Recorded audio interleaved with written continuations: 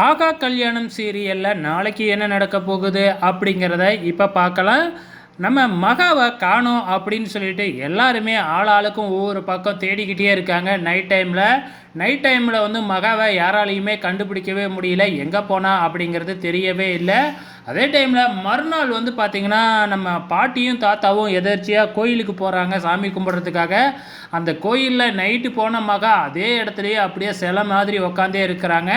நம்ம மகாவை பார்க்குற தாத்தாவும் பாட்டியும், என்ன மகா நீ மாட்டுக்கு இங்கே உக்காந்துருக்க, உன்னைய நைட்டு ஃபுல்லாக எல்லாருமே தேடிக்கிட்டே இருந்தோம், இங்கே எதுக்கு வந்து உக்காந்துருக்க அப்படின்னு சொல்லிட்டு வந்து பார்த்திங்கன்னா விசாரிக்கிறாங்க. சரிவா வீட்டுக்கு போகலாம் அப்படின்னு சொல்லி கூப்பிடும் பொழுது நான் எதுக்காக வீட்டுக்கு வரணும், அங்கே எனக்காக யார் இருக்கா அப்படிங்கிற மாதிரி மகா கேட்குறாங்க.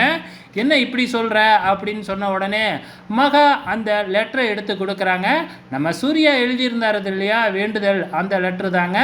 ஸோ அதை தாத்தா படித்து பார்த்துட்டு வந்து பார்த்திங்கன்னா அவரும் வருத்தப்படுறாரு. இந்த சூர்யா எனக்காகத்தான் இப்படி நடிச்சுக்கிட்டு இருந்திருக்கானா, நானும் ஏமாந்து போயிட்டேனே அவனை அப்படின்னு சொல்லிட்டு வந்து பார்த்திங்கன்னா தாத்தாவுக்கும் பயங்கரமாக கோபம் வருது. அதே டைமில் நம்ம சூர்யாவும் வந்து பார்த்திங்கன்னா நம்ம மகாவை தேடிக்கிட்டு அந்த கோயிலுக்கே வராப்பில். ஸோ நாளைக்கு என்ன நடக்க போகுது அப்படிங்கிறத வெயிட் பண்ணி பார்க்கலாம்.